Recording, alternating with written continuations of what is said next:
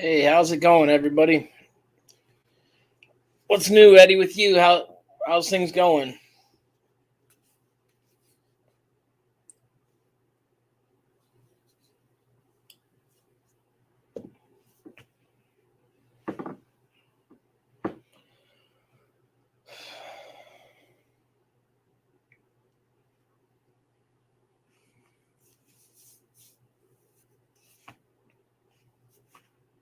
How is everyone doing tonight? You're all right. That's good. I've been working with China, trying to get some more stuff worked out, but it's been good. We just got rain and all that today, and some pretty high amounts of rain. So,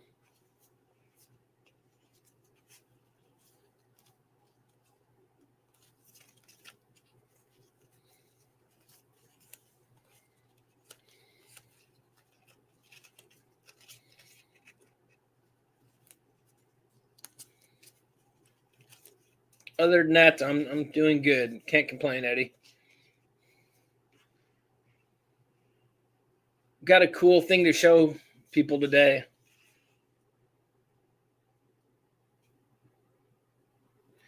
Yeah, the container shortage is going to be pretty bad.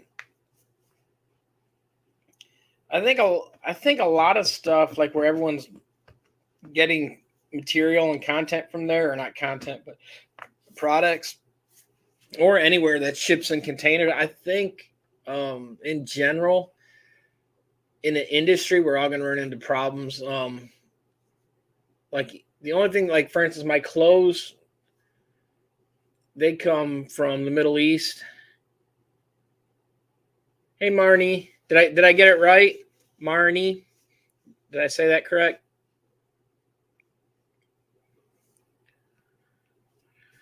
But yeah, Eddie, I think with the containers, um, like big container stuff's going to be bad.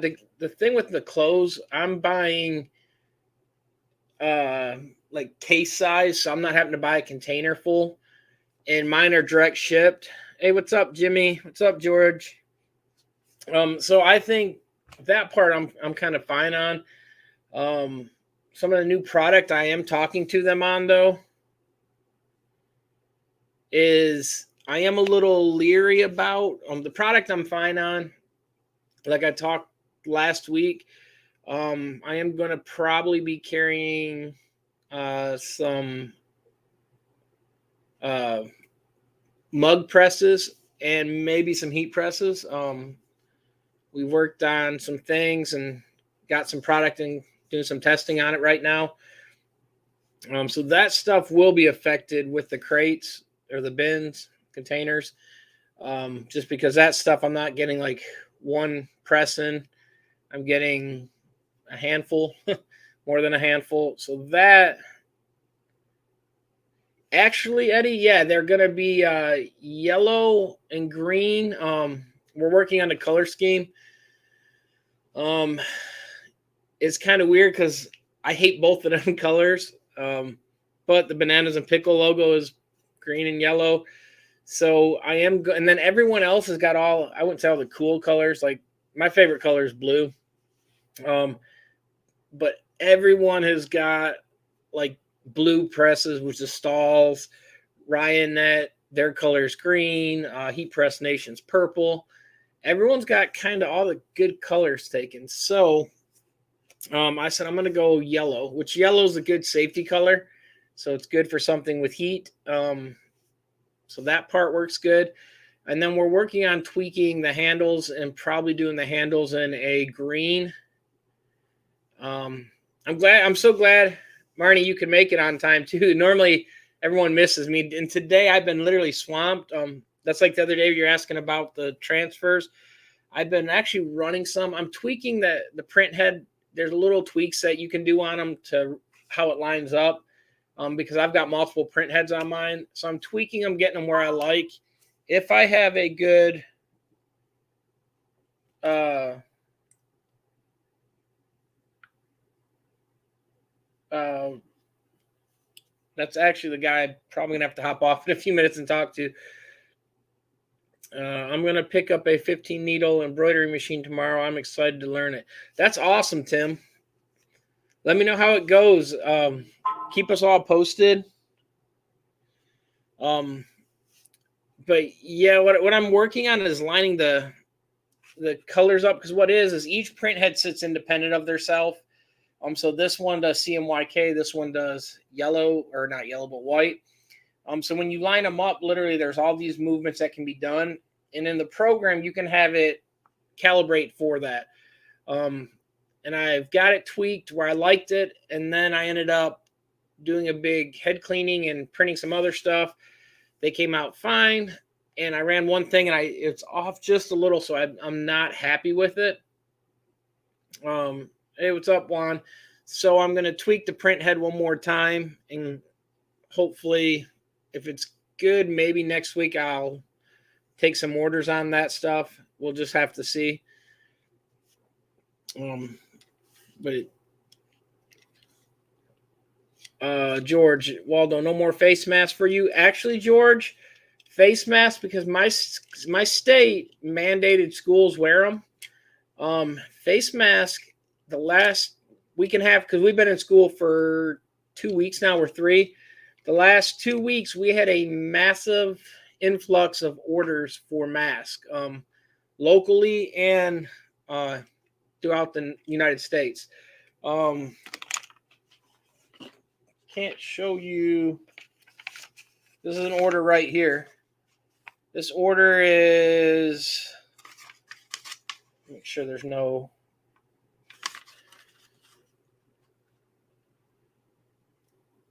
Let me go this way. There you go. 43, 50, 50, 50, 25, 50. That's just one customer. So he ordered 220, 247 masks. Just one customer. So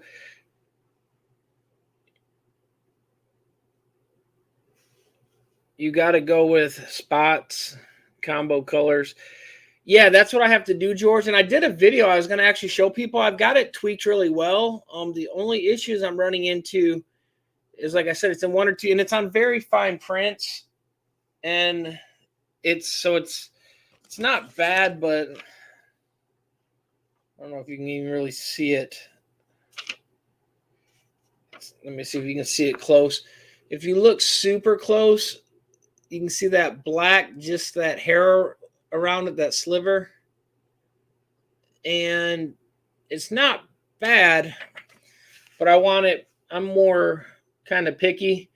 So I want to get it precise. So I'm going to tweak it some more on that.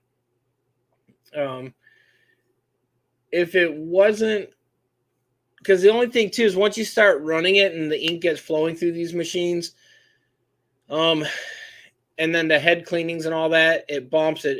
It slides the head. It seems like it starts moving out of correctness, I guess you'd say. It seems like when I've done big rolls of it, I've noticed it from beginning to end.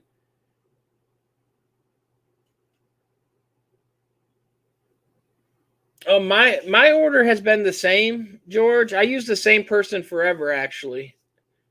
I noticed you seem to have changed your suppliers because the second order of the face mask looks slightly different than my first order. I've actually used the same guy forever. He's done them forever. He did on some of the orders, like he changed how he was sewing them originally. Actually, if Rye's in the house, you got to call the Popo. What's up, Martin? How's it going?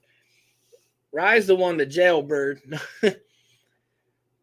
But yeah, I've been using the same one. He's at the very beginning, he was doing them a different way, and then I kind of told him how I needed things done. And now he does all my sewing for everything, like my clothes. He does the t-shirts. I am working on.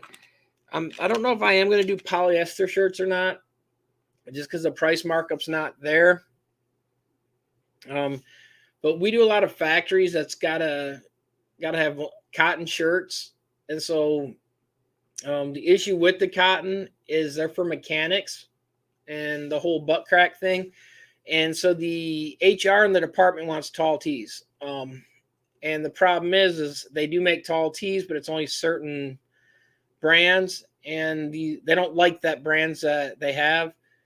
They want something like a ring spun or whatever. So we're setting up getting samples done on that, and we're actually doing what I would call a classic fit, not like a Gildan. We're doing kind of like a next level fit, next level Toltec style fit, but we're actually adding that extra length. And every shirt that, if it works, every shirt in that brand that we do is all going to be a little bit, they're going to be a little bit longer. So they're going to be a tall tee for the pretty much the factory worker style person, but it's not going to be sold as a tall tee. It's just going to be a premium shirt with a tall tee fit and blend for bigger, fatter people like me. What's up, Mike? How's it going? A second order seemed to set more flat. It could be too, because what they're doing too, George, is depending on how soon I get the orders in, sometimes they're stacked they're packed. But what they were doing also, they were running them, kind of compressing them and kind of heat pressing them almost before they were sending them to kind of keep them the lay smoother. It was just a step that they were doing to kind of make the bundles easier, because what they're doing, they're shipping them in these boxes. And when they ship them in them boxes, they got to pack as many as they can to get them over here to make it cheap enough. So they're doing that. One thing though, guys, I got an unboxing video, but I had to open some of it anyways. So here's some of the stuff that came today. That's why I said go check out Vega. Vega sent me some of his stickers. The Vega 23. And then I always like trying candy from other areas or other nationalities candies. Like Juan sent me candy when he was in Mexico. Vega sent me stuff before too, like the lollipops and all that, the mango with the stuff on the outside. But what he sent also, which these are hot. I already tried one, so I'm not going to do a live one because I don't have too much fluids here to drink. But he sent me Lucas. I don't know how to pronounce the rest of these things. I'm sure Juan knows how to pronounce the other word. But these are pretty spicy to me. But he sent me this candy. And he sent me Paprinos, whatever. Some of these. And so, worm. I don't. Is that word worm one? All I know is it's warm when I taste that sauce. And then these, they're not super hot. It's a weird taste. It's not for everybody. I'll say that. It says made with real fruit, dirty water candy. Yeah, the dirty water stuff I've always liked. Is that what this fruit is, Juan? Made kind of the same kind of fruit, or this Tormrid. Yeah, but like I said, these I opened these and tried one of these. So I'm not gonna do a live because they both caught me off guard. I'm sure Juan's fine with that. Flavors and heat. I am not. Mild sauce is warm to me. So that stuff really lit me up and kind of caught me off guard. The coolest thing he sent is something for me to hang up, though, guys. Vega did a skateboard. 8.5. You can't, wrong side. 8.5. But we got a Vega skateboard deck. And it's got Vega ghosted in the background, the Vega 23 logo. So I've got a skateboard deck to hang up. I got another thing. One of the guys that work in his shop, where he leases out space in his building. He's the one that I won the license plate or the airbrush panel from. He's actually doing a skateboard for me, also USA flag and all candy painted and all that. So is that a heavy duty skateboard? Yeah, I mean it would technically, if I if I put trucks on it, I mean, it's a true skateboard. It would hold my weight. I actually wanted it. I just thought it was cool for art, though. I like skateboard art. The shop, we didn't do them before, but we used to buy skateboards and just hang them up in the other department of just cool looking ones and all. I had local people that skateboarded, and then the tattoo shop. In my cubicle, we'd have stuff like that. It's just, I wouldn't break it in half. It would hold me. That's like, let me get the count for you.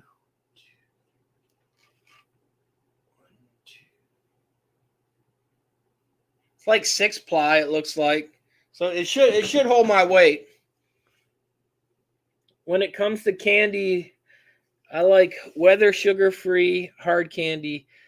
Love them caramel ones.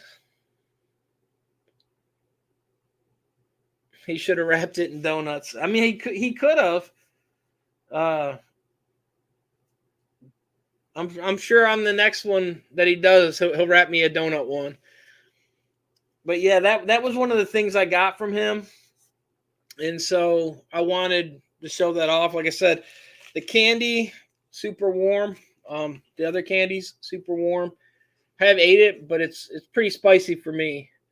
Walmart has a decent selection of sugar-free candy. Yeah, they carry the was it Walton brand candy at Walmart.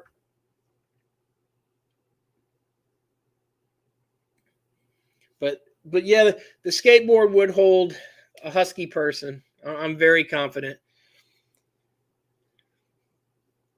But yeah, like I said, I've been working on the just tweaking the printer for this stuff, and then getting all the other stuff ready. Like I said, space-wise, like I said, I've got we're finalizing the color selection on the mug press, or I guess you call them tumbler presses.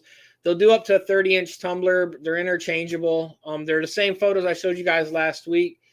And then I'm also thinking of getting some done in hot pink, just because I know a lot of ladies buy stuff. They like the pink color. October is Breast Cancer Awareness Month, so I'm going to try to do some in probably the hot pink also. We'll have to see. When I do that, I really can't put the logos on it. It just doesn't fit and look right.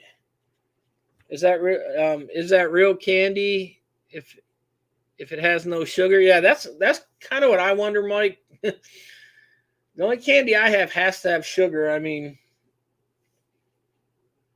sugar's in everything. But here's something crazy. If you Google what a fruit is and a vegetable, a fruit is anything that is the blossom flower, where pretty much where it's pollinated from there, that becomes the fruit. So like apples, when the flower's pollinated, that's the bottom of the apple. That's the bottom of the apple. That becomes your fruit. Any fruit or any object that the flower itself becomes the edible part is considered a fruit. So things like, if you really get technical, things like squash, they are fruits, even though we consider them vegetables. Tomatoes, which that was been the debate. Tomatoes were classified as fruits originally. Then people called them vegetables to avoid the tax back in the day. But anything that flowers like that is actually a fruit in the scientific term.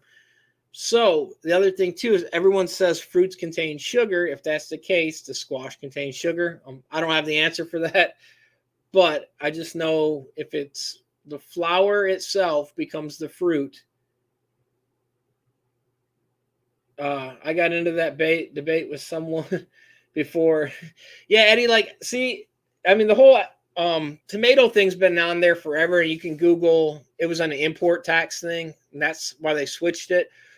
But when you get into like the science, like if you go up to a university and I don't know what they're called, herpetologists or whatever, and you ask them the difference, what a fruit and a vegetable is, the eggs are dairy.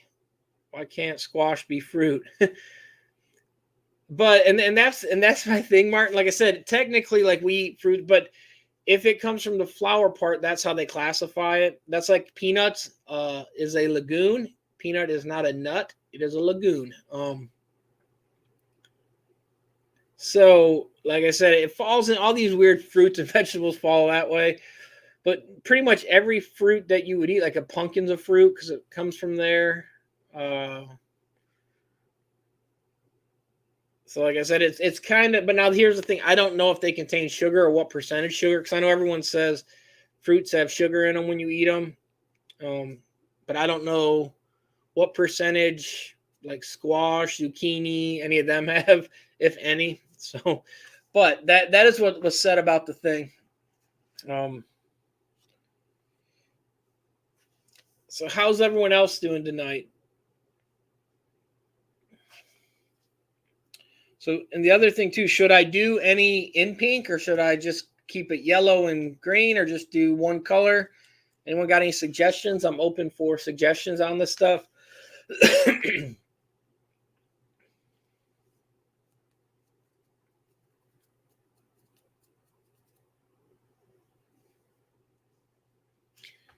What I end up doing, George, like I end up buying my mom, because my mom's been a diabetic, keep yellow and green. All right. My mom's been a diabetic pretty much since I was born. She's took insulin shots 3 times a day. So like I would do pink. All right. Pink and green. That would be an interesting color combination. Have a vegan Mexican pan near me, my house. I also have sugar-free bakery close to the that makes all the sugar-free oatmeal, chocolate, peanut butter, and sugar cookies I can pound down. For me, silver and black. I'm waiting for someone to say black and yellow, black and yellow. That'd been right. That'd been a song and got him kicked out. Now, when they're making the sugar free, George, there are they using saccharin? Are they using stevia? What is the ingredients of sweeten things that they're sweetening them with there?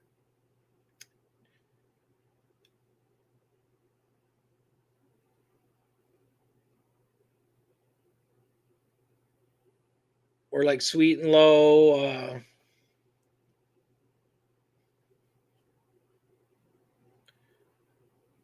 Because the bad thing about sugar free stuff, things that have aspartame in it, even though it's when it comes down, it isn't sweetness, but seeds, all the things that grow on plants.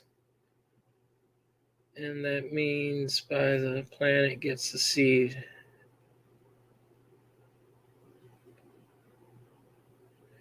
Yeah, well, and that's the thing, Martin. Like, so it's weird, like a squash or seeds, like all these things that we call fruit or vegetables. Most vegetables are fruits. When you go by like Webster's dictionary or any of the other things. Hey, Michelle, how's it going?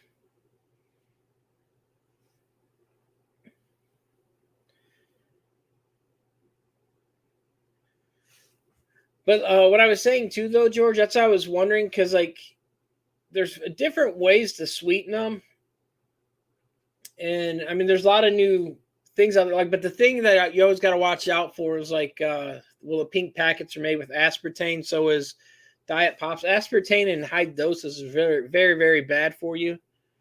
Um, so it's kind of a catch-22. I mean, it's better for your pancreas and all that for diabetics, but there's other effects with it. So, and like stuff like stevia and all that, that's just a natural plant. That's not bad at all.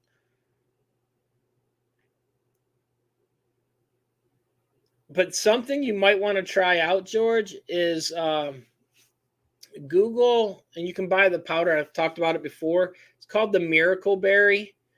Google that. I actually have plants at my house here. I've got 4 plants. It's a tropical plant, so you got to keep them inside. And it's not one of Mike's tropical plants up in Canada. These are legal plants, but they make a red berry, and people will sell the powder online, and they call them flavor trips and all that, where they'll try the actual the powder's dehydrated and made into powder, so people can get the powder in the tablet.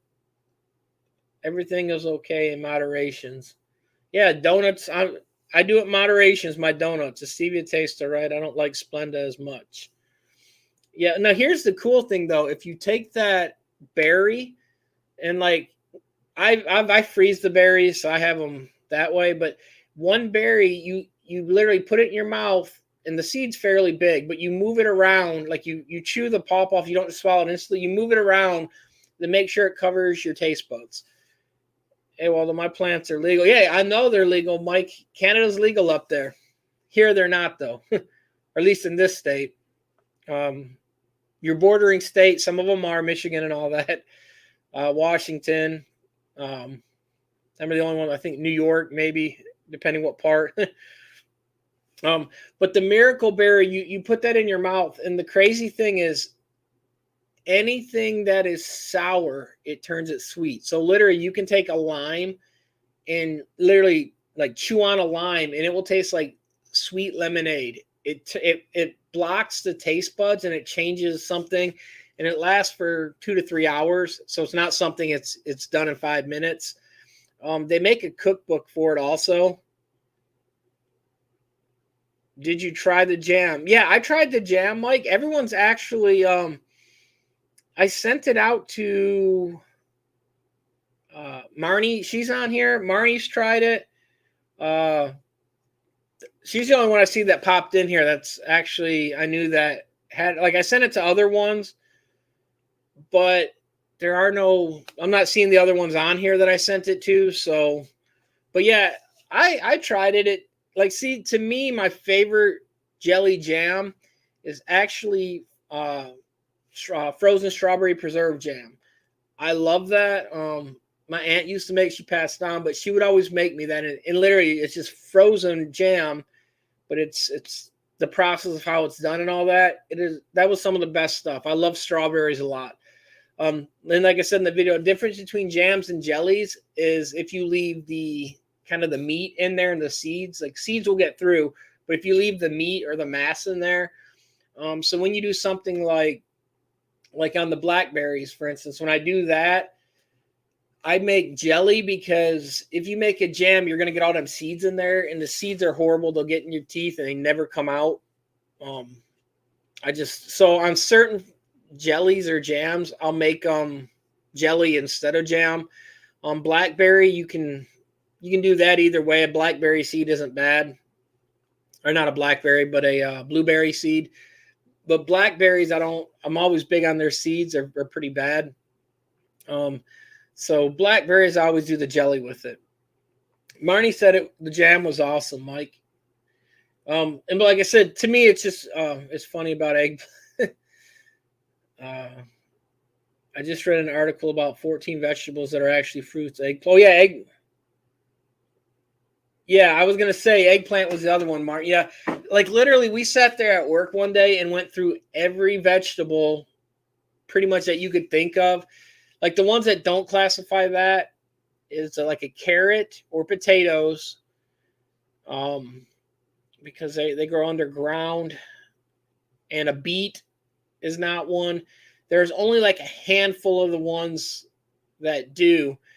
So it's kind of funny. Like I said, it's more useless, stupid information I have, but it was something that I wouldn't say I've always done, but figured out a while back. We got in a conversation about it, and literally spent half the day Googling. And then we've got the university right next to one of the buildings, and we've got their agricultural building there. So it just happened to be, we asked them a bunch of questions, and them guys will like to give you the answer. I mean, they go way in depth on it. But hey, Mike, like I said, shoot me the email. the address where to send this stuff, so I know it's.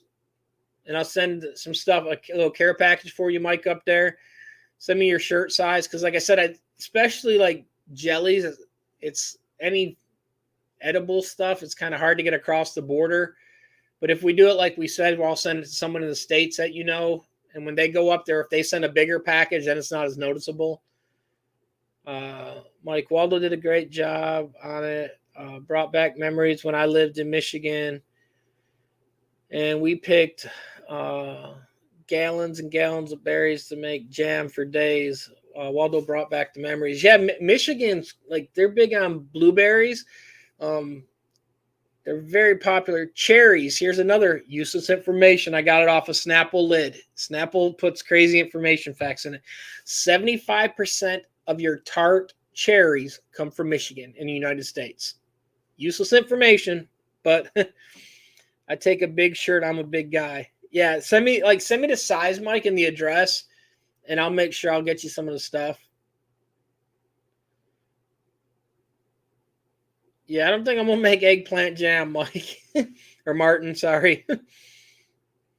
One of the probably the craziest flavors I made carrot cake jam. When I used to have the bakery and all that stuff. That stuff was amazing. Because it tasted, but you've got to like it, but it tasted like carrot cake. And it was kind of weird because it has the nutmeg flavors and all that in it. So it tastes like a carrot cake. And it was just different. It's kind of a weird jelly, but it was actually pretty good. It looked good and the video was fun. Yeah, the bad thing too, like I cut some parts out in the video, and then one of the parts will be in another video. Like my dog was sitting there in the video nonstop, like when I was over on the other side, nonstop crying because she always wants treats. If you're near, or if you've got something in your hands, she thinks she deserves it. So she'll sit there and literally cry like a little baby. And so she was going off the whole time.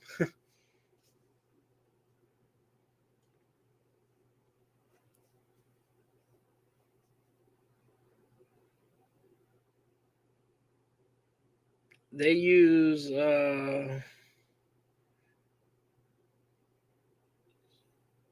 xylitol as a sugar substance. All right.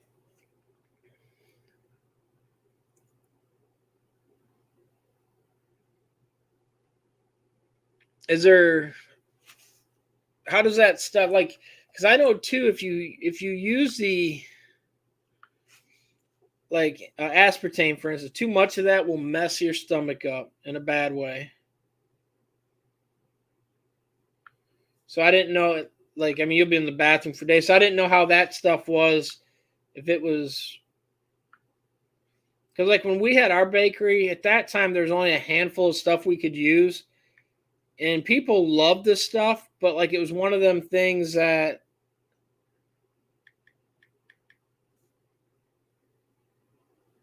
you could only eat so much and then you're going to be in the bathroom for the rest of the day.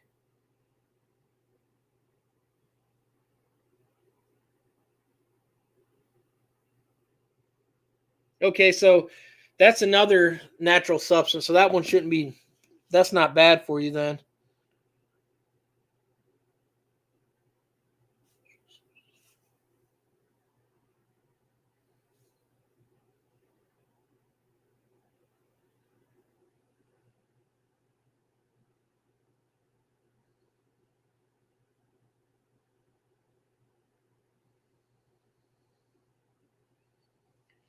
It says it's made from fruits and vegetables. So is it still a sugar then or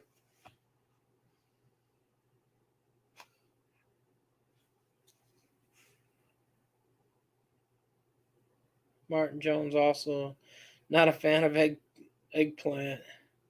But okra is really yucky. Yeah, okra is another one that's a fruit.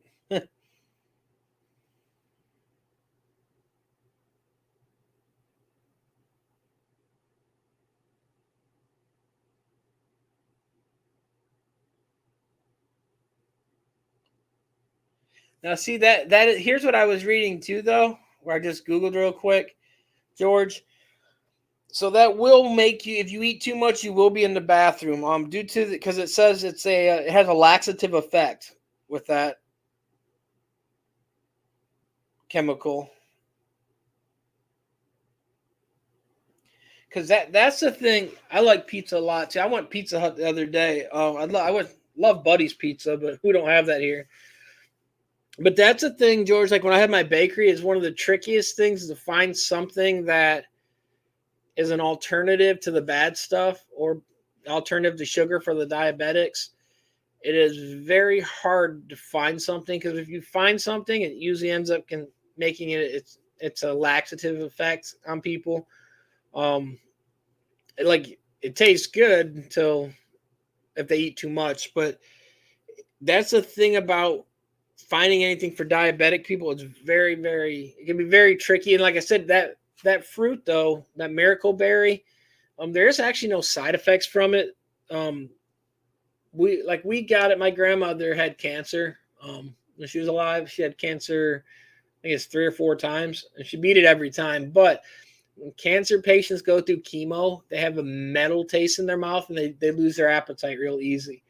And so, what that does, it helps reset the taste buds for cancer patients, so they get that metal taste out of their mouth. So they're able to eat stuff and kind of get the taste back. And then one of the plus things is, like I said, it makes everything bitter taste sweet. So even like something like balsamic vinegar vinegars will have a sweet taste also. But it's kind of very interesting. So like I said, that cookbook, I've got the cookbook because I got it all that stuff from mom. Like I said, in the plants, we had it ever since my grandmother. When I took care of her, I got that just because it was something different to add to it.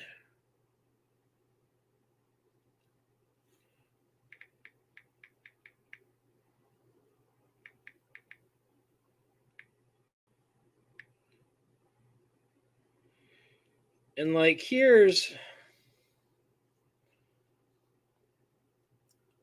a little like there's what like Mberry is like the tablet you can buy. And that plant right there, them red seeds, they look almost like a coffee bean seed before they're harvested. But the berry is pretty impressive. There's the berry right there. And like I said, Mberry is a brand. Like I said, you can buy the tablets on what is it called? Amazon. They sell it in the tablet. They sell the powder. Because the thing is, the berries do not transport well, and they're hard to keep. So most people will turn it into the powder. But like here's like, let me see if it pulls up. Here's the cookbook I had. The Miracle Berry Diet Cookbook. And what it is like, so what you'll do is like for some of the things, like even like on chicken teriyaki and all that stuff, which has vinegar in it, but you'll add stuff like, for instance, on that cake there, it was made with orange juice, unsweetened orange juice and all that. And so things that have acidic in it or acid in it, but it makes that cake taste really sweet as long as you take that berry. So the other plus side with that too, if you have people in the house and you don't want to share with them, if you make that stuff, because like that cake, if you eat it without taking that berry, it has a very weird taste. You probably wouldn't eat a bunch of it. When you take that berry though, that cake tastes really good. Or the other stuff that are in a lot of the foods that you can in that cookbook, because they don't just have desserts, they have normal meals also. So the advantage of, like I said, on that, if you have food in that house and you don't want everyone to eat your cake, if you make a cake like that, most people won't eat it. And if you're the only one that has access to the tablets or the berries, then the cake's all yours. So yeah, I had the metal taste after chemo too. Yeah, I'm like, and that's the thing, it's a common thing for people to have it. And then like just getting that metal taste out, some people, like I said, they lose. I mean, you know what it was like going through it. they lose their appetite. It's hard to eat. That metal taste. I don't have a way to describe it. It's like chewing. If you've got fillings, like I've got fillings in every tooth, and you chew on an aluminum foil wrapper, that metal reaction that it has, that's kind of what they say it's like. So the advantage of the berry, though, it eliminates a lot of them problems. We'll get your taste back, and it's healthy. So like you can eat healthy food that doesn't taste bad. There's ice cream recipes in that book. There's literally all the kind of food you can think of. And like, I mean, I'm a big husky person. I don't eat healthy. I've tried them meals, and as long as you have that berry before, or the powder before, or the tablet, whatever, food tastes really good. So it's another cool thing, because I know a lot of people on here are diabetics, or they're trying to lose weight, watch their figure. It's pretty interesting. Like I said, I ended up to 4 plants now. I ended up buying them, and they harvest throughout the year. I keep them inside, but it's like not enough for me to like to do families or any of them with it. But there are people like in Florida. There's a place where they literally stockpile them berries because they're growing them all year round and all that stuff. Like some mine are grown inside. I take them out during the summer outside, so they're out in that area. But so what I have to do too to help them pollinate, I literally have to shake them, because where the plant bud is on that, air pollinates them out in the wild. The wind pushes it and lets the pollen go. Without having that, that's the only way for me to pollinate them. So, which I don't have to go like Q-tip in each one. You just have to shake the tree every day, whatever. Or when you see the little flower bud, because the other thing too, the flower buds on them only last like a day or two. So it's honestly easier to buy the tablet or the powder, but if you get them growing good and all that, like I said, you do get a surplus of them. Just ordered that book. Yeah, Michelle, let me know how you like it. Like I said, and get them. You can buy like the M tablet. There's a bunch of ones that it's called Miracle Berries, and like I said, you can find the powder, the tablet, or the real berries. There are people that will ship you the berries, and they usually ship it's like a next day air shipping thing. The M berries in bulk are probably the cheapest way. Going back to my Adobe Premiere tutorials so I can start editing videos soon. Want people to learn from my mistakes and enjoy those hell yeah moments as well. Awesome, George. I can't wait. Let me know, George. Like I went back and watched your old stuff too. Some of it I don't speak Spanish, but I watch everyone's video as much as I can. There's not much I watch or don't watch. I mean, like for instance, we just talked about Mike. Mike dropped a video yesterday playing with GI Joes. He had another one also, but like it was yesterday or the day before. But I like watching to see what people's doing. Try to help people. Like I said, my aunt, she died of diabetic coma. She went to diabetic coma and died. So like I understand diabetes and all that. My sisters and all that, like they have that. My other sisters, I mean, they have that, and they have a form of muscular dystrophy. The twins do. So I'm around sickness and all that a lot and see different things. So any little thing that can help,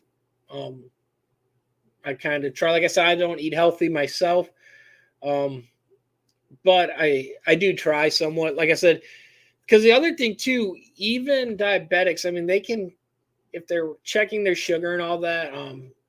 Like the cool thing too, my sister, which my mom, she can't have that one. She's got too many other problems. My sister's got the monitor that literally you put on, goes to your phone. You only got to change it. It's like once a month. Pop it off, you shower with it and all that, and it just sends it. Or you take your phone or the reader and just hold it up to it, and it transmits.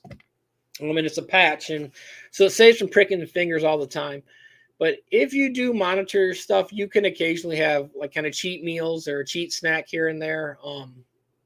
The other thing too, when people's got really bad, like literally usually every night, beside my mom's bed, we have a jar of peanut butter, and we take orange juice every night. Because what happens when her sugar starts plummeting, you got to bring sugar up really quick. Orange juice does that. Um, but like I said, yeah, Mike. Actually, it is because hops are good for you. Um, the low carb, the zero. Now the pizza, I mean, there's fruits on it, as we just discovered. They're not vegetables. There's a lot of fruits on it, but yeah, George, I think there's a lot of good information that can be out there. Like I said, the bakery, because that's where like I found out. Like I said, a lot of the other stuff, like I didn't know, like we'd bake stuff, and it was like, oh, it's good, and then like I didn't eat a lot of my own stuff, so I'm very picky. But like my mom or sister, you'd be like, well, I'm fine, but it gives upsets my stomach. And then so you start looking into stuff and you find things out why it is. And it, like I said, a lot of them are laxative based and all that.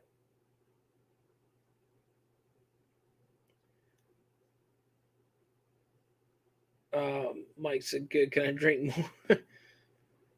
Hey, Mike, during the Black Plague, that's all they did. They thought it was better to have that than water. So, because it had the alcohol in it. So, yeah, but you're in Canada, Mike. So your guys' intake and all that's different than Americans. Like, you guys are like, that's like your second bottle. Like, on a road trip or whatever, you have the milk bottle and that bottle. So,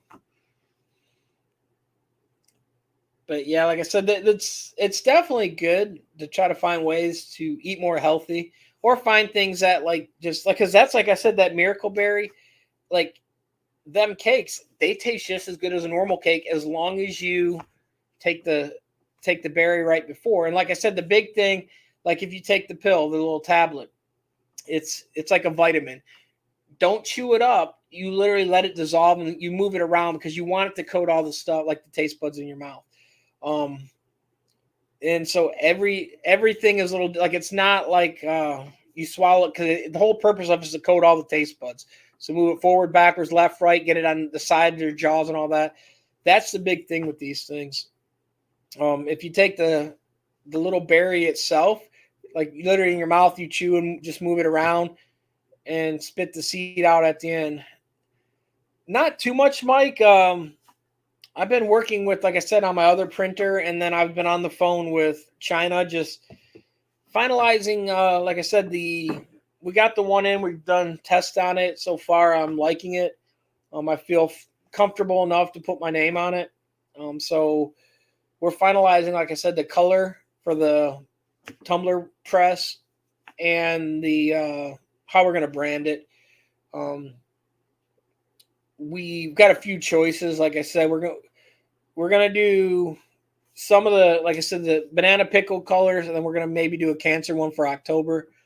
Um, and then if it does good, and then like I said, like someone brought up too, do the pink and green maybe. I might do that to keep the pickle theme with it because I'm thinking also like first we were gonna just do one solid color or mix it, and then we got looking where the banana pickle, the top is green, so we thought of doing the handles in green and then the other color. So we're getting kind of some renderings drawn up with that. And there are spots. Do you do flat caps? When my embroidery machine's all the way set up, I can, Mike. I don't do any of them right now. This Vega sent me. Rye does. But I haven't been embroidery. I sold my one embroidery machine and then I got the other one and I haven't had time to set it up. Like for instance, the direct film machine that I'm working on today and all that more. I've had that before January, right before Christmas. I've had this machine and I'm still just tweaking with it, finally getting it set up how I like it. So that's the big thing. It's my thing is finding time to get things, and I'm pretty picky on how I do things. Hopefully, in all honesty, maybe next month I'll have some videos on my embroidery machine. Like I said, we've got it unboxed. It's just setting everything else up and going through it. And that's what takes me some time. My husband and son are diabetics and we're on keto diets 3 years. It's great till the pandemic hit. And the food store shortage. Yeah, the food, that's the crazy thing too. Like I usually go shopping on the weekends, sometimes during the week if I get time. But like literally our stores have been depleted with stuff nonstop. It's like crazy. Like stuff that used to be never out is always out. Um, like certain, even like the chip and cereal aisle, like we had the big rush on toilet paper, but like even like cereal and all that's not there. It's kind of weird. Water in the other store that I shop at, literally, like, because at my work, believe it or not, they don't have a water fountain and they don't supply bottled water. So I buy cases of water, bring it in there. Me and the other kid swap out who's going to buy and all that each time. But I went to buy it and they literally were out. I had to go to another store. It's kind of, you never think water would be out of stock, but apparently it was. So yeah, that's the thing. And like I said, especially on ketos where you only eat certain things, it makes it even harder. But definitely, Michelle, let me know how it goes with that book. Because like I said, the book's really good. I mean, if you don't mind, because like I said, if you don't have the plants, you got to buy the tablets. You can buy them in bulk, so it's not that much per meal. Because like the thing is, it lasts for a few hours after, so it's not like it's midway through your meal it stops. You'll be able to eat a whole meal with it, but it will definitely help out in that part if you're looking at trying to try some other foods. I think you'll like it a lot. Get that embroidery machine set up. I will try, Marnie. I've been trying every time I like, because the other thing too, I've got was it Memorial or Labor Day coming up, but I don't know if I'm going to be here. I've got some choices that I'm working on, options and all that, and so I might not be even in the state here. Might be flying out doing some other work. So it seems like every time I get like a nice 3 or 4 days off, I'm having to do something else. That's like tonight. The plus side though, which we've been on 52 minutes. I'm not gonna stay on too late tonight because I'm actually gonna be back in contact with some other vendors to try to get that done, so that hopefully I can get, like, for instance, where people were asking about the transfers. Hopefully I'll be able to knock that out this weekend, and maybe if people need them, I can start taking orders on them. And then, like I said, I've got other stuff that we're working on. Just got to get everything in. Like I said, the shippings, the containers are back ordered on some big container stuff, or they're getting behind on it. Shipping's going up. It's kind of crazy on some of the stuff. So like I said, it's just playing it by ear, working on that stuff. And I'm getting ready to purchase some more equipment, like a roll printer. And I've got a big printer, but we have people wanting labels and all that done. So we're in the process of doing that. No, Marnie, I'm not moving. I do have multiple shops, and so we're moving parts around, consolidating stuff, switching things up. Like, for instance, I used to have a machine shop back in the day. We still have some machinery, and we're getting back into some of that equipment again, some CNC stuff. I'm kind of excited about the possibilities of getting banana and pickle tumbler press. Make it good. Yeah, Eddie, I'm really big on what I put my name on. So like literally I take forever like to put stuff out. Like even like the simple clothes that we do. I don't like putting something out if I wouldn't stand by it or wear it or use it. So that's my bad thing, is all the testing I do. A lot of these companies just throw things out. I've been doing a lot of testing on it, making sure I can get stock inventory of parts in case something does break and take care of things. So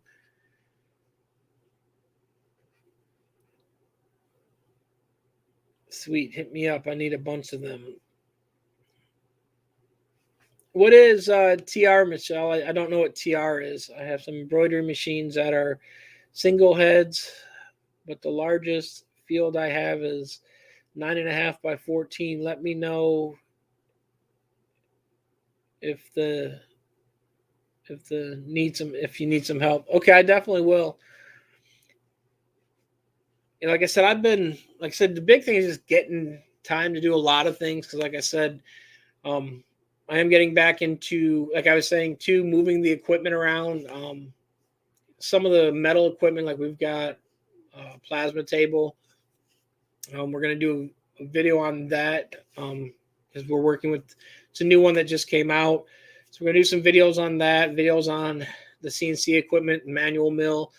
And it's just time consuming, moving that stuff around, getting things up. Because some of the stuff, like I said, I have two multiple needle machines, so I might be able to come up and help. Yeah, so my big thing, like I said, is just literally finding time because, like I said, moving stuff in other buildings, trying to consolidate. Because, like right now, for instance, we have milling equipment in the back where shirts are being ran, and it's not the best environment because we do have coolants and all that. And so to avoid all that stuff, we're trying to consolidate and do like just pretty much a full machine shop again. And we're working on stuff in the machine shop that is for screen printing industry, not just contract job stuff. I mean, it will be for the prototyping and stuff we've done before, but it's going to be a lot of industry-based equipment also. Some simple stuff, some not so simple stuff, but stuff that will kind of hopefully lower the price on the market because there's a lot of make them chips. Yeah, like, and see, that's the thing. There's a lot of parts that are out there that, like, I have some patents. Like if you Google my name and then like DESA, I have a magnetic slip clutch patent. There's some other patents. I worked in the lawn and garden division of DESA. I also worked in the forced air heater. So all your big turbo heaters that everyone has, I worked on that stuff. But we've got just like a chain tensioning clutch. We've got a bunch of other things that I have patents on. And so there's things that I see that can be fixed in the industry that can be, like, for instance, Action Engineering is a great company. Very, very high price on the stuff they make. So if you need platens or the rollers and all that, they have them, but you're paying a premium for it. So I'm trying to make products that are just as good as quality, if not better, but bring the price down on it. And then, like I said, the other thing too, with all the other stuff that people are needing, like full t-shirts and all that,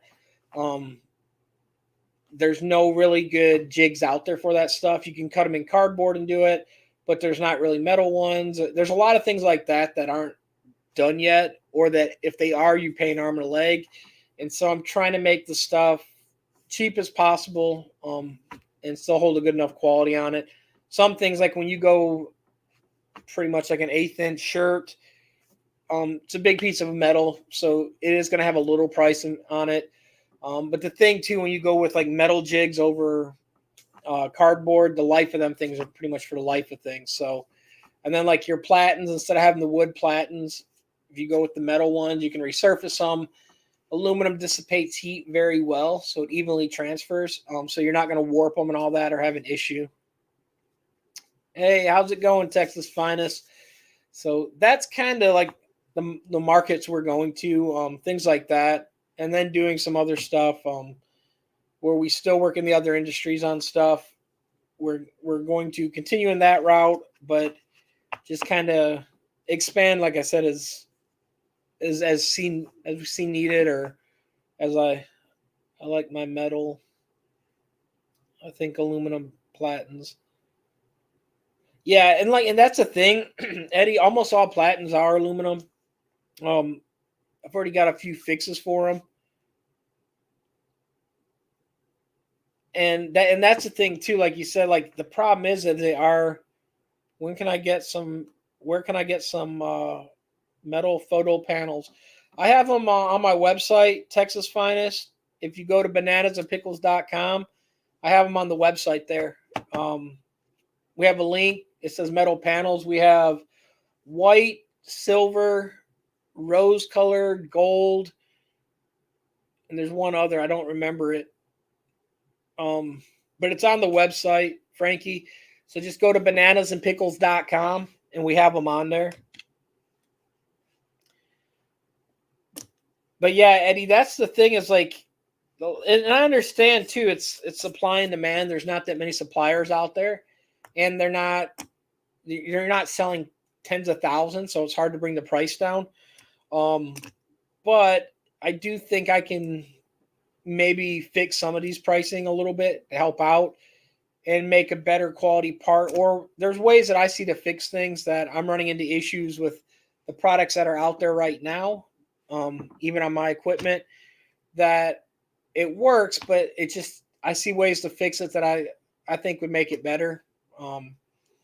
And so we're going to work on that also. And like I said, the mug press, it literally what it was is where I have the heat press, as you guys know, that I bought from overseas. They contacted me and asked if I was interested in doing heat presses and mug presses. And I said, we'll start with maybe a mug press as long as the quality's there, because I love the heat press quality. It's got the pull-out drawer. It's 16 by 20, whatever it is. It works great, and I like their product. I like their quality. So they asked if I was interested. They would brand it and all that and do stuff that way because they're wanting to get more sales, and they're wanting – I told them, I said, there are things I want changed on them. So, like I said, we worked on that and got everything fixed. Did you find them, Frankie? And then the embroidery, like I said, it's just finding time. I'm hoping soon I will get time to actually get it set up perfectly. And then I've got to pull some files up to get some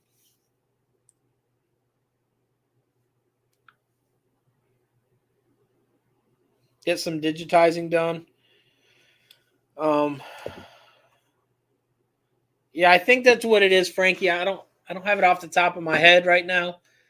I'm not on that site, so I don't really know for sure. I think that's right about what it shows.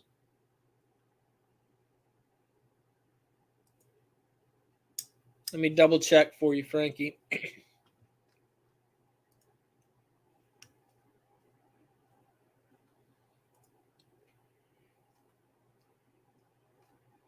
Yep, that's it, Frankie. $4.99. White, silver, shimmer white, gold, brushed copper, and brushed rose gold.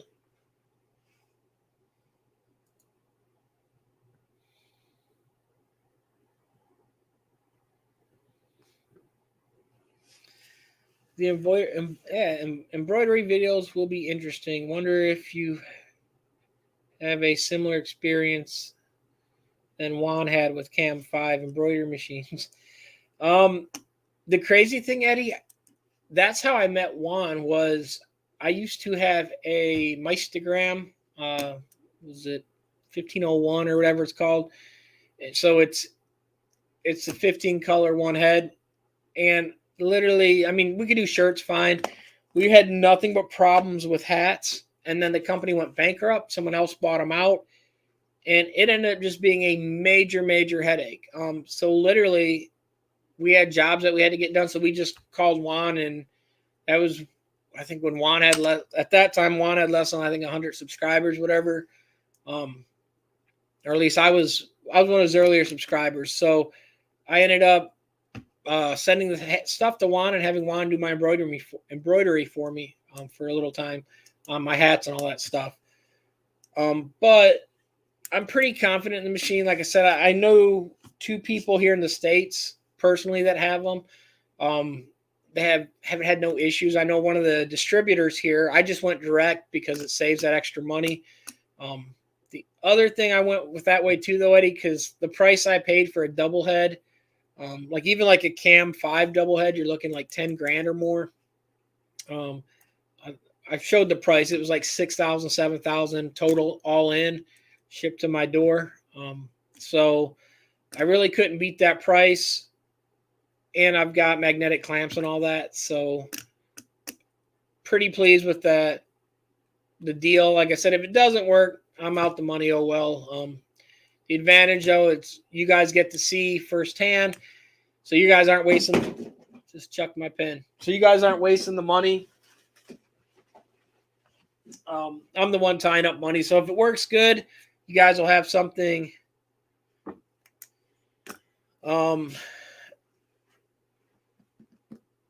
to, I don't have one off the top of my head, Frankie. There is, I think there is one under, Rye used to have a code. I don't know if he still does. But I don't have one off the top of my head, Frankie. I don't know.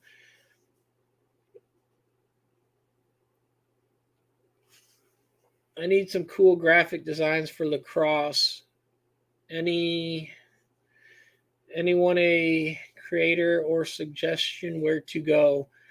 On that, Marnie, like what I normally do is, for one, I literally Google like something like that on lacrosse. I would do lacrosse t-shirts, see what's out there, see what you kind of like, and then literally go from there and try to replicate it.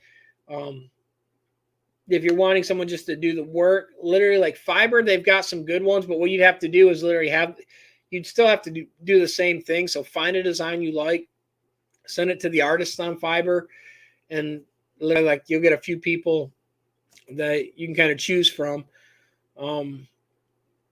But like, because I've been kind of lucky, like most of my stuff I either create myself or where I worked in the tattoo shop.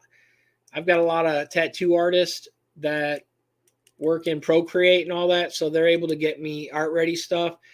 But it's kind of funny, on some things are horrible.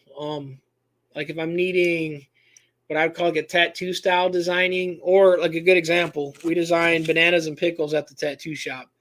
We designed that in less than 15 minutes, full color and everything. Some things they're better off at designing. Other things, kind of better off to go the other route. So it just depends. There you go. Eddie Jr. just posted something too. Marnie, it's he uses vectorease.com. Because like I said, and then Lily says, "Oh, I got the And One socks from Walmart. My prints came in, so we'll see how it comes out." Let me know how they do, Lily. Please do, Lily. I want to know how they came out. Hit me up. Send me some photos, Lily. I want to see how they look. How long am I going on for tonight? I'm probably going to quit in the next few minutes, Mike, just because I want to get these other people done. Tonight has actually been a good night. I would rather talk more, but if I don't get these other people taken care of, I don't. The crazy thing is it's daytime for them right now, but it's actually the weekend. So some of my vendors only are working extra just to kind of, where I've told them I need some help. So, and I don't want to be up. The last time I worked with them, I worked till I think 3-4 in the morning, my time, because we just had to get that much stuff done. I forgot about Vector Ease. Might find something that works. And that's the other thing too. I mean, there's a lot of like vector programs out there, or bundles that people have. Because here's what we use. Like the crazy thing, when we used to design shirts, we would literally, when I first started, would design a total custom shirt. Like the artwork was hand drawn, everything was hand drawn and then digitized and all that stuff. And I spent so much time designing in the computer, making it, and we were doing the volleyball stuff. And the bad thing is literally they liked it, but like they'd bring us a shirt and they'd be like, "Hey, can you make this?" Or they would bring us a print copy they got from their other vendor. And I'm like, "Well, what do you want?" And then literally it was all clip art stuff. That's all these other places did locally. And then we'd be like, "What do you want?" We're like, "We just want our name right above here." And it was like so simple. Funky name, hard to remember. So it was it was easier to go more or less basic stuff because that's what they were used to seeing. They liked the creative stuff, but we would spend so much time in it that at the beginning I was like, "Oh, we got to make it happy." We did like 20, 30 renderings. And then I started looking at the numbers after, and I'm like, I am losing money spending this much time designing an image for these people. So then I was like, hey, let's change this up. And then so we kept a lot of the stuff, the profiles we had, but literally like, so for volleyball and all that, I've got like 20 different volleyballs to choose from, like different curves and all that. But we pull one of them up and we just stick with it. And then kind of like lacrosse. A lot of people are going to do the double lacrosse sticks.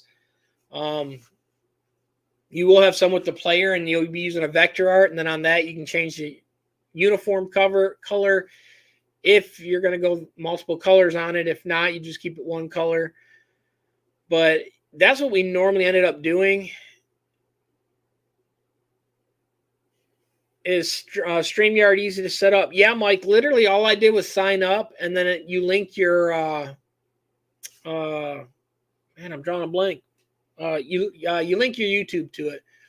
And so literally when you do that, then you go on there, you create, like, you literally just go on there. It says create a live, and because you can also pre-record one also. So you hit create live.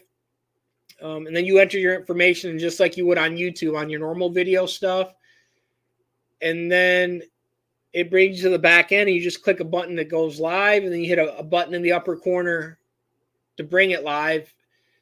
And then you have comments. And if you want the scroll buttons, they're on the far right. It says like commands, banners, brand, private chat, settings. And so like on that, I like, for instance, where Vega sent me the stuff, let me show real quick one last time for people that didn't see the skateboard Vega sent me. The Vega 23 deck has got the ghost image in the background, the V23s. And then he sent me, like I showed people, to the Mexican candy that is super hot for me, but it was interesting and fun. So thanks again. So that's why I threw his thing on there. Yeah, that's so boring. I was hoping to have some cool designs. I'll check Vestige and Fiber. Yeah, and that's the thing, Marnie, though. Like you can find, like what I normally do, like I said, if it's something like we do the one basketball. Waldo, are you going to bother to go through hassle of UL listing or whatever the certification for press stuff? I'm not sure how important that stuff might be. UL, Eddie, they will be UL certified, but here's the thing: UL is Underwriter Laboratory, and then in Canada it's CSA. Because when I was an engineer, our stuff was that. Underwriter Laboratory has requirements of what something has to meet or do. For instance, a plug, you've got to have like a knot in it. But as far as like, that's the thing too, because with any heat press, for instance, most of them are going to be UL certified or UL approved. But UL really is like, because you have to pay that committee to get that stamp. And you send it to them. Now, they do have classifications. We had our own lab when I was working at DESA. But the thing is if one failed, I could send another one back to my lab until pretty much we found one that passed. It's not that you can doctor. You can't doctor the records. It's got to be proven data. It's got to be recorded, data logged, and all that stuff.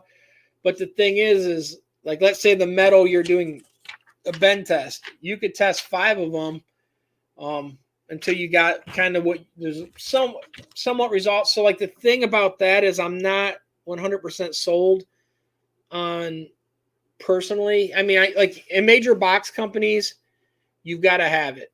But UL means really, if you worked around that stuff, it really means nothing. CSA means nothing.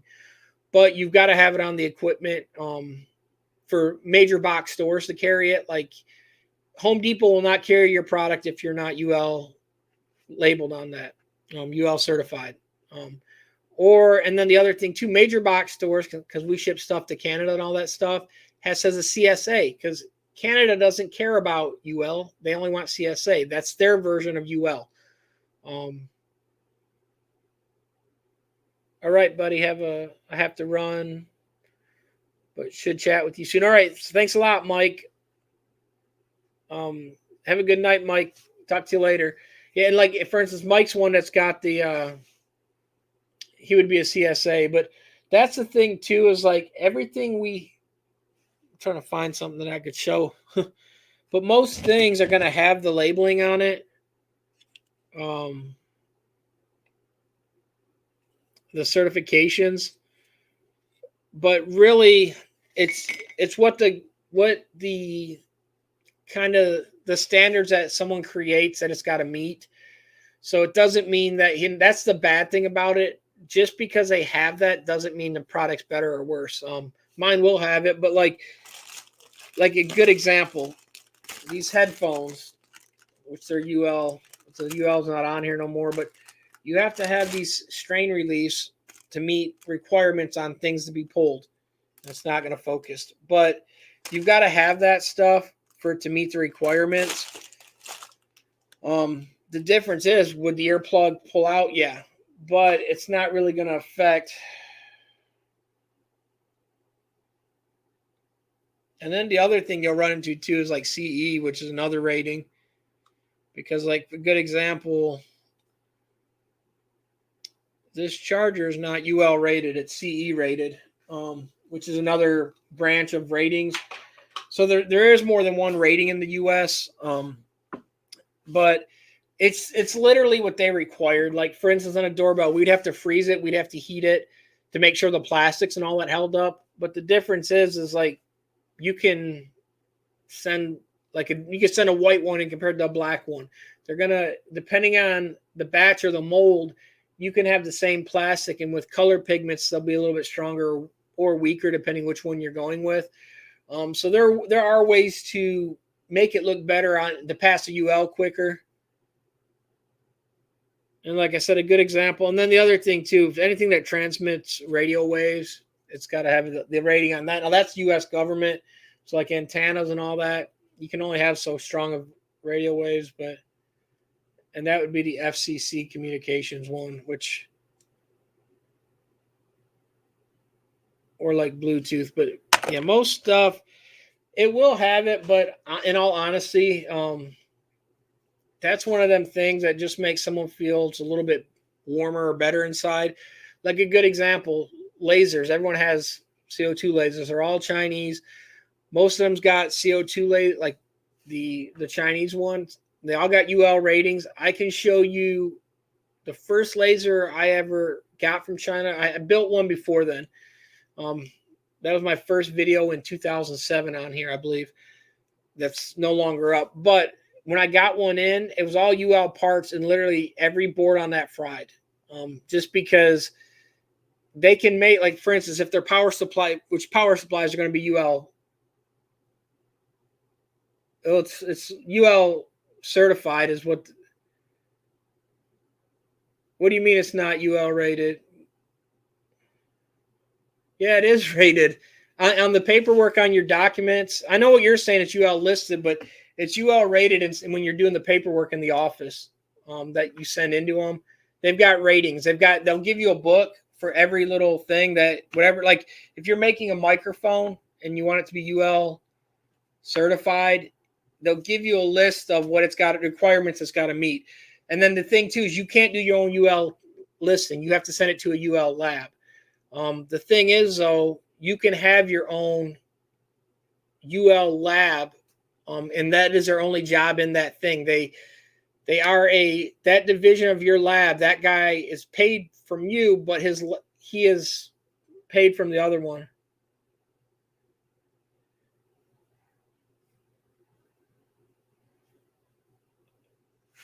But like I said, it's inside the lab thing. And that's what I was saying too, is like you can, like we had Jeff was our UL tech, and he was in charge of all the so if we had a new product, like we did motion sensor, motion lighting. So all your doorbells and door chimes, I worked on that stuff also. We had the patent on the first MP3 doorbell. All that had to meet requirements. That also ran into the FCC because it was wireless communications. So your antennas can only boost so far.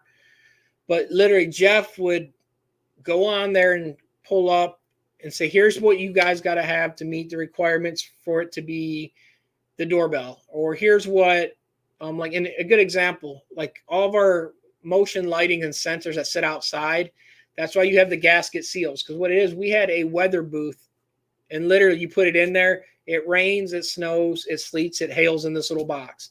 It's a box that generates weather. And so you put it in there and it will sit. Some of them are literally just shower heads that dump shower water on it. And you have to make sure that when water pours into it, that if it has a weep hole, if it's supposed to, water will weep out in a set amount of time.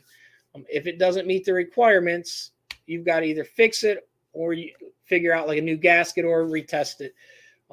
But that's kind of how it worked. But like the thing is like a lot of this stuff, like I said, only major box companies ask for that. It doesn't mean a product's better. Like if you find a product that has it, like I said, the perfect example, Chinese lasers, they all have it. They all are shipped here because that's one of the requirements that most people want. The difference is if you take a laser, like a good example, if you take a laser like Wands and you run it with that door open, it voids the UL rating on it because you're supposed to have safeties and latches on it, on the requirements on like depending on the classification of that laser, because a different class of that laser will determine if it's open or closed. But all of them are sold being closed. But like the little the 40s, whatever they're called, most of them do not have the latches on them that tell you the door is open or closed. So you can run it in the open position. If it has that, even though the components are UL certified, that is, it changes the class if it's open or closed. Okay, Juan, I'm using that as an example, but I'm saying if you know, you can show everyone. I mean, I could show you a UL lab. I mean,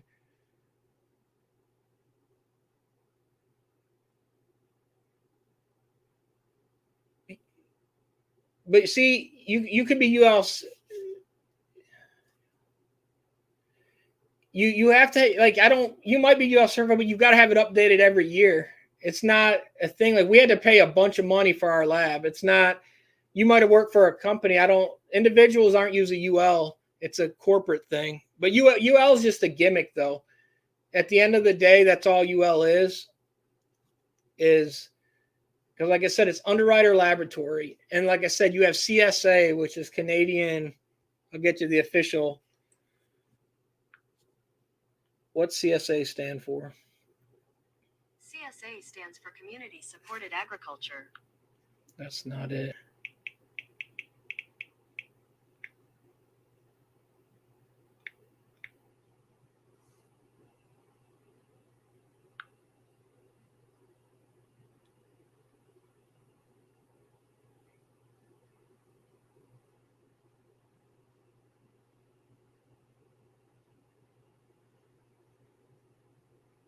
What's up, Leonardo? How's it going?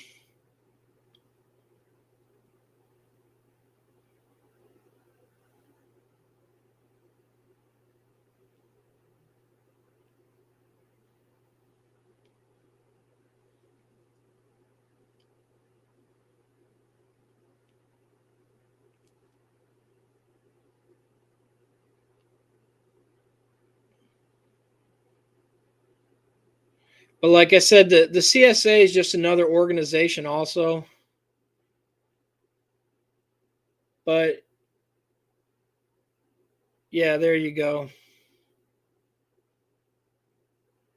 It's headquartered in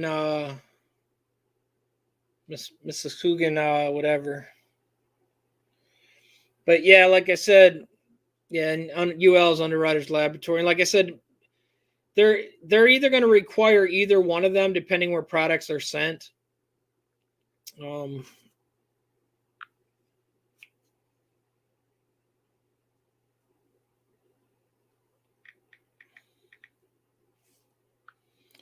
like here's a good example.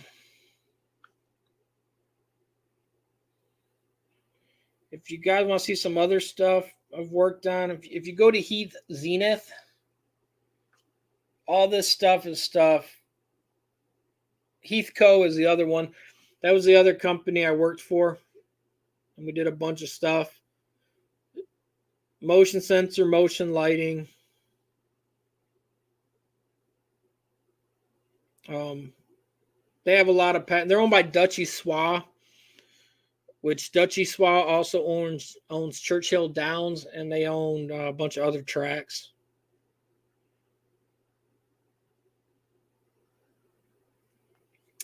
But like I said, that was some of the stuff worked on and tested.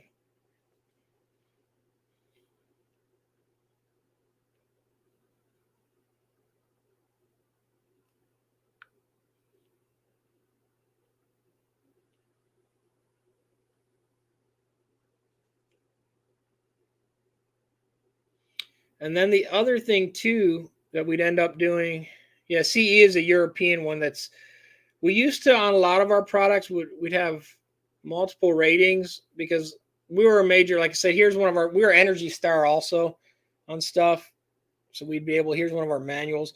So that's the other thing too. Like you'll get CE on a lot of the other stuff for the European countries.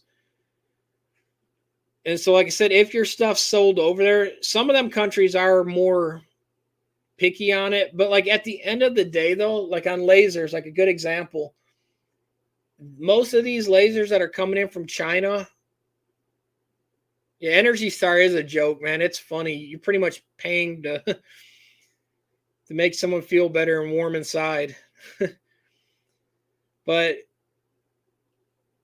yeah, like these lasers though, they are honestly they are pretty bad. Like some of the stuff that passes, but they're all stamped. I mean, they all have it because they did meet the requirements. But it's always one of the things that to me a lot of that stuff doesn't really like some of it like the strain reliefs on cables where it's got to be knotted and all that. Our chainsaws, for instance, the cable length had to be a certain requirement. That can matter because you don't want someone to try to plug in and cut their leg or arm off. Um, but some of the stuff is kind of stupid in a way. Like, cause here's a good example: the chainsaws had to be certain gauge wire, and in our manual we put requirements that we suggested. Well, what would happen a lot? Someone would go grab like 150, 200-foot extension cord, and they would go with the cord that technically is not going to work. And so, I mean, it would work and it's going to run voltage. What would happen? They're going to melt that cord. They're going to put too much heat in it because cords are only made to go so long on a length if it's drawing so much amps and all that. And so, what would happen? They would, like, you have someone call and be like, hey, my cable's melted. It's a bad product. Well, no, you didn't read the manual and you're running a gauge of wire that's not recommended for it at that length. That's why a lot of stuff they only recommend like certain lengths of extension cords, or you've got to go with the higher gauge wire on the extension cord because people people don't pay attention. They just do what they want to do on that stuff, or like even like some of the wiring. You try to make it idiot proof, but like when you're running like a motion sense, like you're running other colors that aren't the common ones people are used to seeing. So like you might have a blue with a yellow stripe. And so like I'm just looking at some of our old manuals. Most of our manuals were black and white. So people just kind of grab it and just run the wires together. And if you do, you find out some of the stuff doesn't work that well.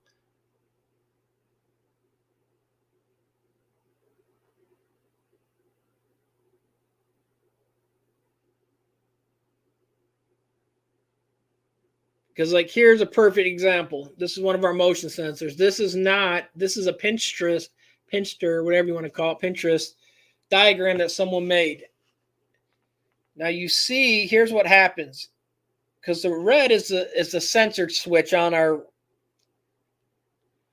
here, and it goes to this yellow one right there. What would happen though? A lot of people would grab them and run all three reds into that other fourth red, and then the thing doesn't work. So what would happen is, and in our manual, it's a black and white manual. So someone actually took the time and actually color coded the thing how it should be. But what would happen, you get a lot of people that don't understand. They're just like red wires go to red. Doesn't always go to red. So like I said, what would happen, you'll have people that will do something like this is the correct way to wire it, but you will have people that will grab all three reds and say, well, reds go to red because that's the way it should be. If you wire it that way, that will not work.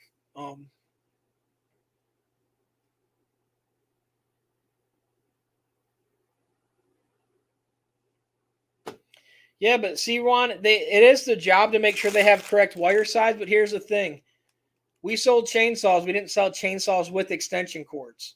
So an extension cord is made for, let's say, 100 foot at a set amperage draw.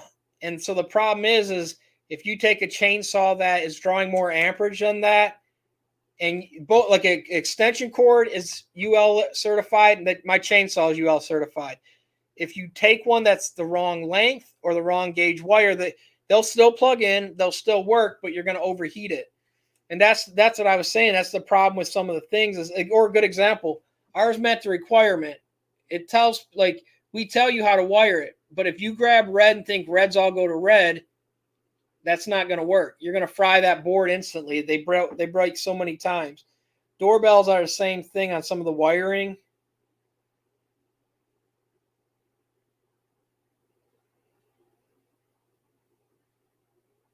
Is like some of these sensors. I'm trying to find some more. It's like the problem is just because like an extension cord can work, it's a good example here. Heat presses, you should not run extension cords with heat presses unless you've got a cord that is going to handle that much amperage and the wattage draw. Most of them are not. Most people, if you buy one of these cheap little,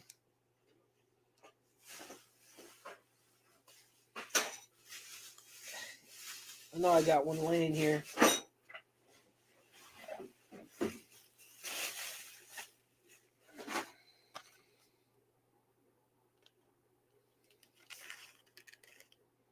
Okay, so if I run this cord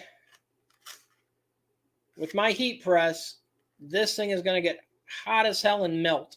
It is not made for it. But this cord, you can run other stuff with. You could run a lamp. You could run, Leonardo. And that's my point. Just because something's rated, and it passes the certifications, you got to make sure both parts are compatible. And that's why I was saying why it's kind of a joke, because just because the wire is rated, and like on here too, that it says it right here, 15 feet.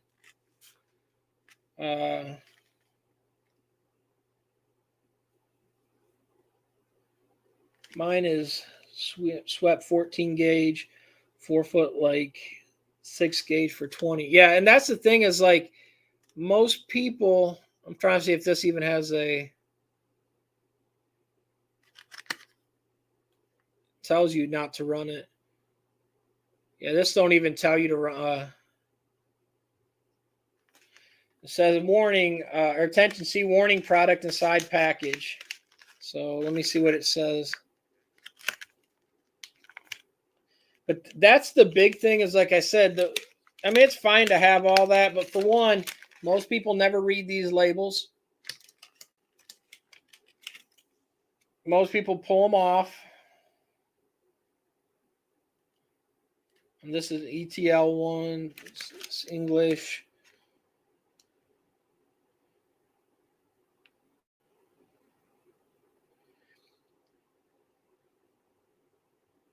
Yeah, this is 13 amps. That's all this is maxed for.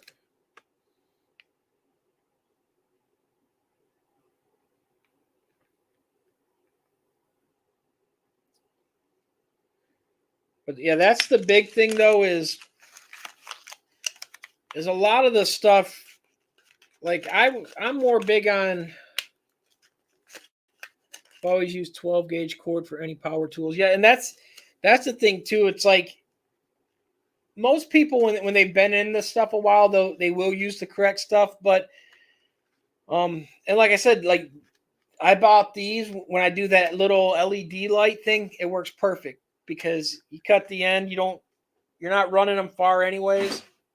But a good example, my big heat press that's on the direct to film thing, that thing is like, I mean, if you ran that wrong cable, you're going to be not happy after if your shop's still up, because you can melt and burn that stuff really easy.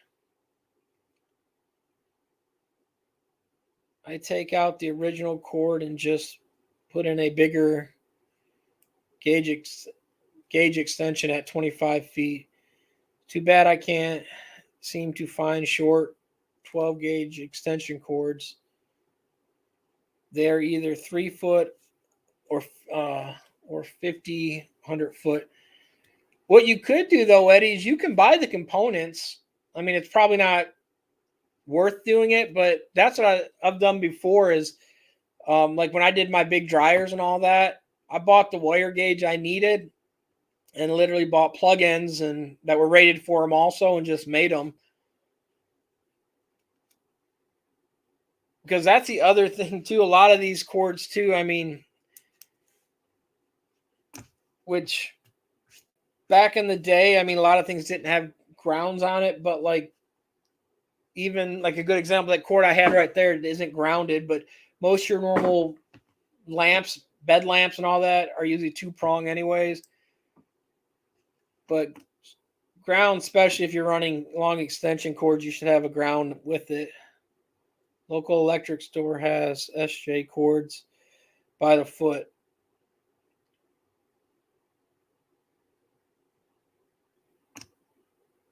Yeah, I mean, yeah, and if you're handy, Eddie, then you can do that. Like I said, it's not too hard. I mean, make sure you do that. The other thing too, be careful too on a lot of times dissimilar metals like copper and aluminum. Make sure you buy the right. Either put the stuff in it or run the same metals because you'll get corrosion between dissimilar metals. They'll react over time and actually oxidize and corrode and cause issues. That is one of the things you got to be careful about too. And like on some of the boxes, which I don't know if this says it. I had some that said that like only use certain ones.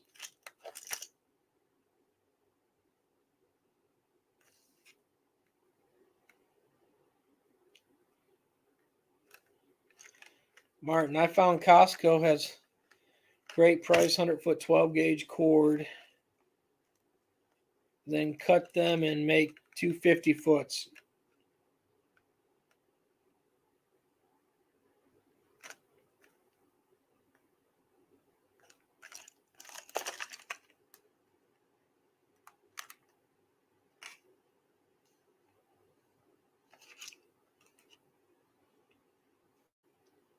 Yeah, this is actually only, don't say it either.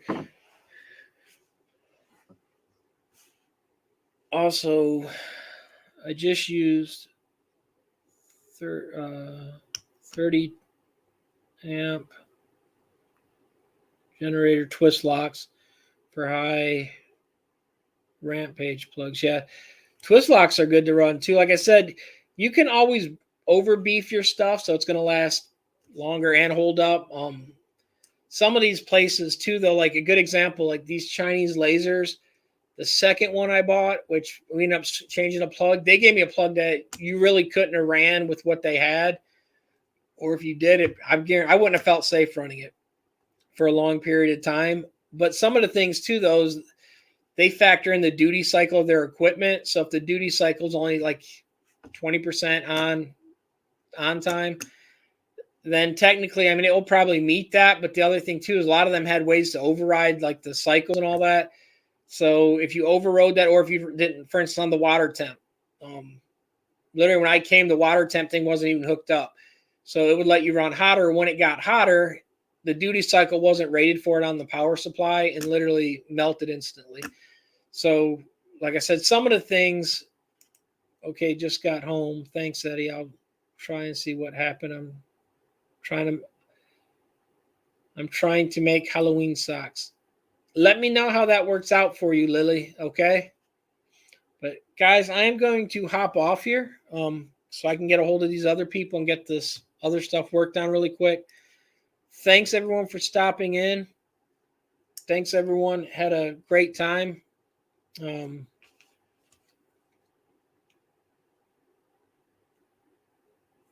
Sorry, I was looking at some other stuff. And yeah, like Eddie said, well, everyone else, hit the like button if it was helpful, guys. Thanks again, Goon Life, or not Goon Life. Sorry. Watch Goon Life's video, guys, if you haven't. It's pretty funny. Thanks, Vega, so much for the skateboard. Gonna try to meet up with you soon, Vega. Thanks again for the candy, skateboard, and stickers that he sent me. He sent me some Vega 23 stickers. Thank you so much. Thanks everyone for stopping in. Thanks, Martin. Thanks, Michelle. Thanks, Juan. Thanks, Lily, Leonardo, everyone else. Marnie, everyone else. Thank you guys so much. Everyone have a good night. Be safe, and I'll see you guys later in the week. A lot of this is all over my head, but here's a question. I just hooked up a 30-watt laser. I also have a baffle and a blower and an air compressor. What kind of surge protector should I get? On that, get one. Like, I would pretty much. Waldo, email me, let me know. Okay, I definitely will, Marnie. On that though, like I said, you can run. Like, I've got one that's hooked up to my computer. You can run some that will trip sooner than others, and that will save components. I got it to save my computer. You can buy backup powered ones. I wouldn't do that because it's not going to really worry that much. Some people run the very cheaper ones, and they'll work. But sometimes you get a high, like lightning strike comes down that line. It's going to blow past it. It's going to blow that breaker in there and the fuse, and it can damage the other stuff. Get a decent one. There's a bunch of different ones. If you're going to plug everything into it, this one I ordered online. I think I paid $30, $40 for it. It's got 5 or 6. And they warranty all the, like on this one, it's got a warranty on the surge protector, but they warranty the stuff that's plugged into it. Double check that, because if you have something like that, then you're protected if it does have a surge on it and it blows something. But I would just get a decent one. I mean, I wouldn't go dollar store surge protector, just for the simple fact you don't want something to happen to the high-end equipment you have. A lot of them stuff that they can take a little spike better than other things. Like for instance, my mill, that thing can handle a huge fluctuation. But in general, still put something in there to just help it out. Like my mills don't have surge protectors. But computers and all that, run a decent one. I wouldn't go overboard. I wouldn't buy like $100, $200 one. There's no need for that. Probably like some of them are going to have backup power. You don't really need that because if the power goes out, you're not going to be running anyways. You don't need the backup thing. You're not running a server or anything. So I'd go with something like that, Marnie. Hope that helped. What's up, Goon Life? I was getting ready to hop off. I just said thanks to you and told everyone to watch that video. Talk to everyone later, guys. I am Waldo, and I'm heading out. Thanks again, guys.